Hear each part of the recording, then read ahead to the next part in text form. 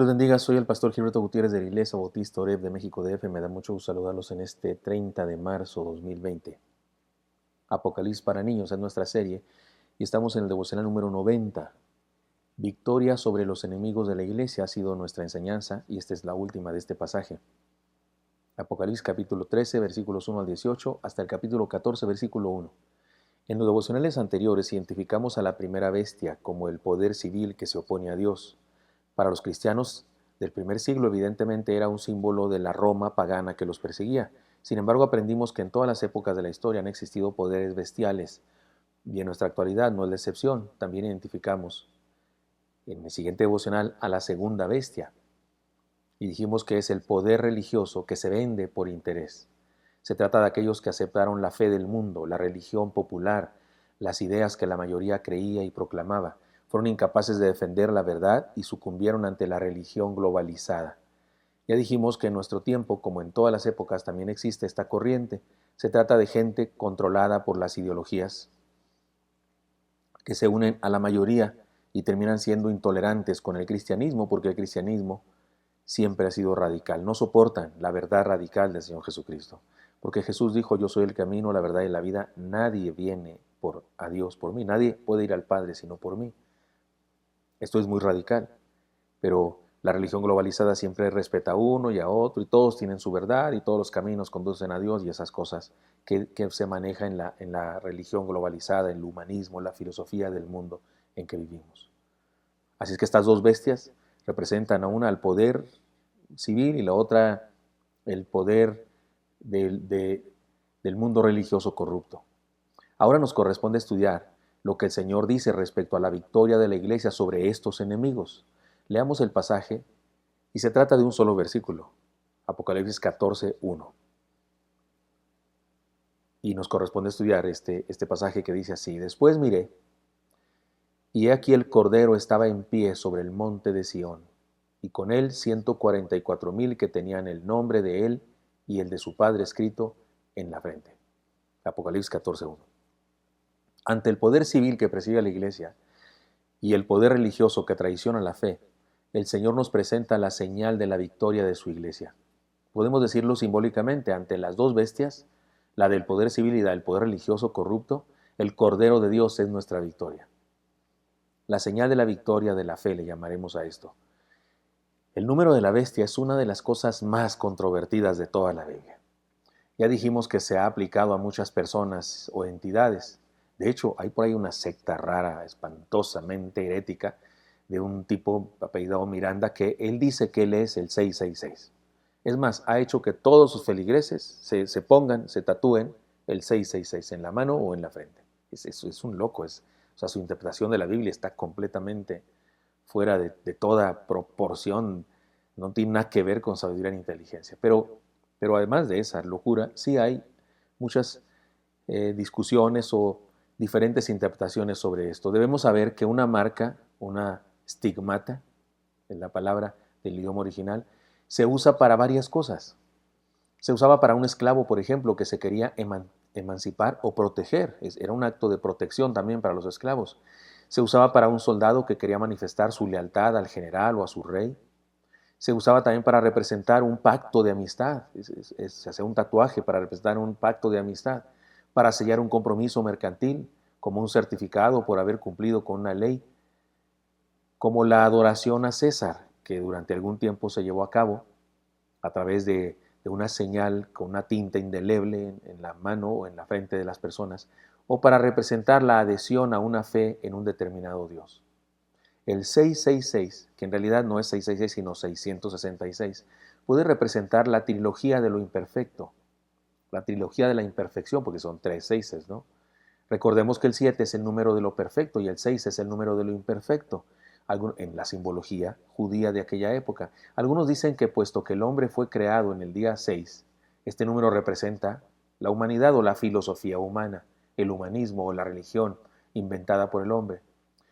Es ilógico pretender interpretar el número de la bestia y su marca como algo físico y literal. Si de antemano sabemos que la marca de Dios sobre nosotros, sus hijos, tampoco es un asunto físico ni literal. Por ejemplo, miren lo que dice Efesios 1:13, y hay otros pasajes, pero este conviene leerlo. En él también vosotros habéis oído la palabra de verdad, el evangelio de vuestra salvación, y habiendo creído en él fuisteis sellados con el Espíritu Santo de la promesa, o fuisteis estigmatizados, fuisteis sellados, les puso la señal. Ahora, ¿alguno de nosotros podría mostrar la señal que nos puso el Espíritu Santo? No, es un símbolo de una señal espiritual que Dios hizo en nuestra vida. No, no podemos andar buscando eso físicamente. Me parece entonces que también debemos tener cuidado con no pretender andar buscando esa señal, la del 666 o del 666 en la vida de las personas.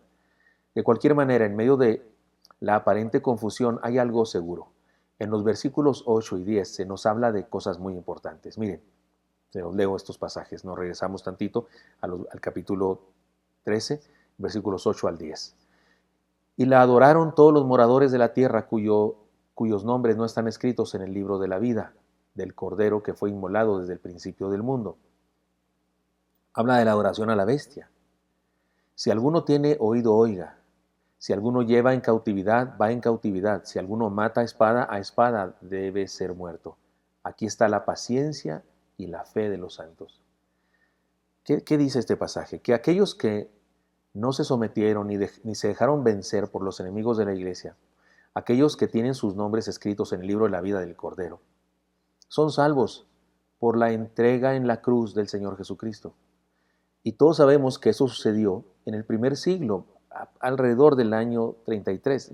Las fechas están equivocadas, pero digámoslo para no confundirnos en este momento, alrededor del año 33 después de Cristo. Sin embargo, el pasaje dice que fue inmolado desde el principio del mundo. Así dice el texto. Del cordero que fue inmolado desde el principio del mundo. Y decimos usted y yo, pero ¿cuál cordero? Bueno, el que sacrificó a Abraham allá en lugar de su hijo, o los corderos que se sacrificaban en el Génesis para honrar a Dios. La verdad es que esos corderos que se inmolaban, que se sacrificaban, simbolizaban a Jesús. Entonces, ¿qué dice? Porque no fueron esos corderos de Abraham, ni los que hacía el sacerdote cada día de la expiación. No, no son ellos los que salvan a la raza humana, no. Nos salva Cristo, la muerte del Cordero de Dios, que es Cristo. Pero ¿a qué se refiere cuando dice que fue inmolado desde el principio? Inmolado significa degollado, que fue inmolado desde el principio del mundo. La idea es muy clara. El plan de Dios para salvarnos no fue improvisado, no se trató de un plan emergente, no es como que Dios dijo, ay, ya pecaron estos, ¿y ahora qué voy a hacer?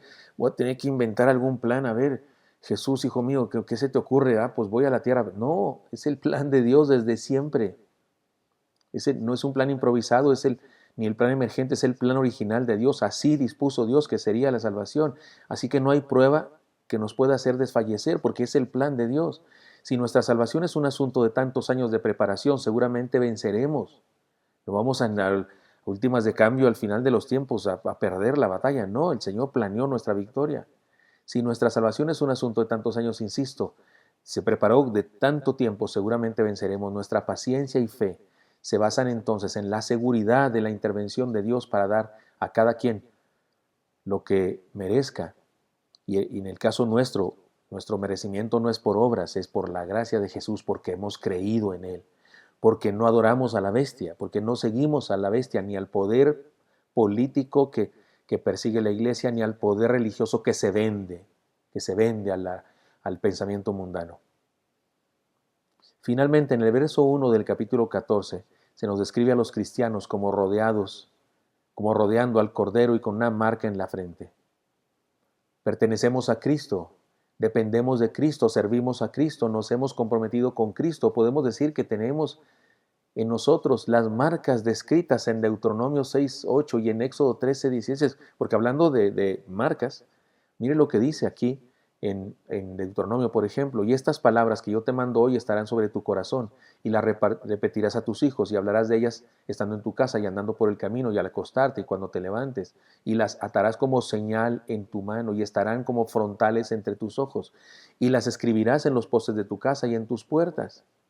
Son señales escritas del pueblo. Ahora, algunos judíos lo toman muy en serio y literalmente escriben el Shema, esta palabra, la escriben en unos pedazos de piel y la traen amarrados de la cabeza. Pero usted y yo sabemos que otra vez se trata de símbolo. No significa que de veras traemos tatuada la palabra de Dios, el Salmo 23 en la espalda. No, pero sí su palabra está en nosotros y es señal en nuestra vida. Es decir, que sus palabras y sus mandamientos están en nosotros, pero también tenemos la marca descrita por Pablo, otra marca. En Gálatas 6, 15 al 17 dice, porque en Cristo Jesús ni la circuncisión vale nada, ni la incircuncisión, y está hablando de señales, porque la circuncisión es una señal, sino una nueva creación. Y a todos los que anden conforme a esta regla, paz y misericordia sea a ellos y al Israel de Dios. De aquí en adelante nadie me cause molestias, porque yo traigo en mi cuerpo las marcas del Señor Jesús. Y algunos equivocadamente piensan que Pablo era un estigmatizado en el sentido de que era una de esas personas a las que le salía sangre de las manos y de la sien, como ha habido personas en la historia de la humanidad que dicen que sufren la cruz de Cristo todas las noches y que les sale sangre y no sé qué, y hay explicaciones neurológicas y demás de algunas personas, pero algunos dicen que Pablo era un estigmatizado. No es verdad, él está hablando otra vez simbólicamente. Es decir, que la muerte de Cristo, su obra en nosotros, la nueva creación en nosotros, el nuevo carácter que nos ha dado, el nuevo nacimiento, está en nosotros y es la marca de Jesús en nuestra vida. Cuando usted y yo nos comportamos como cristianos, es la marca de Jesús en nuestra vida. Así que nadie nos moleste porque tenemos la marca del Señor, dice Pablo. Es decir, que ante estos poderes bestiales que son enemigos de la iglesia, el Cordero de Dios nos da la victoria. Por Él, por su sacrificio en la cruz, vencemos. Los cristianos de aquella época enfrentaron estas bestias y estoy seguro que ellos las identificaban perfectamente. Ellos no pensaban en una supercomputadora del año 2000 y feria. No, señor.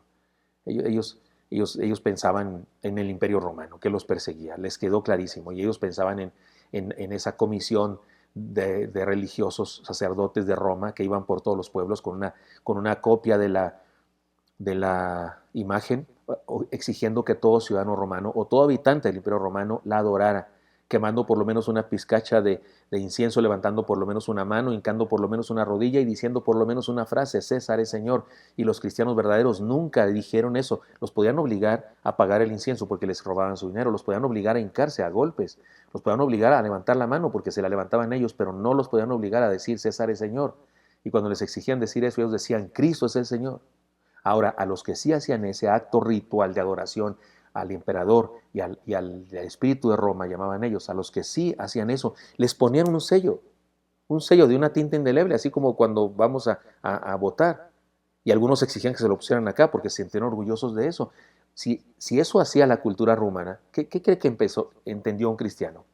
Cuando leyó eso, que la bestia y que ponía un sello y que los que no tenían sello no podían vender ni comprar, lo cual era un problema gravísimo en aquella época. ¿Cree usted que un cristiano pensó y dijo, no significa ese sello, no, significa que allá en el futuro va a haber una máquina o un gobierno mundial? Por favor. Ahora, eso no significa que no se transfiera la enseñanza para nuestro tiempo, porque el día de hoy también algunos gobiernos están en contra de los valores de la fe y aprueban leyes en contra de los principios de la fe y se convierten también en estos poderes bestiales. Pero lo más grave es cuando el poder religioso, cuando algunas comunidades religiosas y algunos falsos profetas, falsos sacerdotes, falsos líderes religiosos también comprometen la verdad y se adecúan al mundo. Pero la victoria es Cristo, el Cordero de Dios, que ha vencido y que nos ha puesto el sello en nuestra vida y tenemos sus marcas en nosotros. No la marca de la bestia, tenemos la marca de Cristo. Se dice que un día el rey de Inglaterra fue a visitar uno de los talleres de cerámica de su reino. Admiraba unos hermosos platos y sintió ganas de tocar uno que aún estaba fresco. Su majestad está fresco, dijo uno de los obreros, pero fue demasiado tarde, ya lo había tocado y le dejó la marca de su dedo en el plato. El rey pidió disculpas y se fue. Jamás se había vendido un plato tan caro como ese. Todos querían tenerlo y tuvieron que dar mucho oro para lograrlo. Se puso en subasta y se vendió por miles y miles monedas de oro, porque tenía la marca de su majestad. No perdamos mucho tiempo en admirar la bestia, ni hablar tanto de la bestia. Lo he hecho porque está en el texto y había que estudiarlo. Pero hagamos de Jesús el centro de nuestra vida y venzamos a los enemigos de la iglesia. Poder civil que se opone a la fe y poder religioso que le sigue la corriente. Tenemos un sello en nosotros. Él nos ha tocado y somos especiales. Gloria a Él. Espero que esto sea útil para usted y me encantaría encontrarlo el día de mañana. Hasta pronto.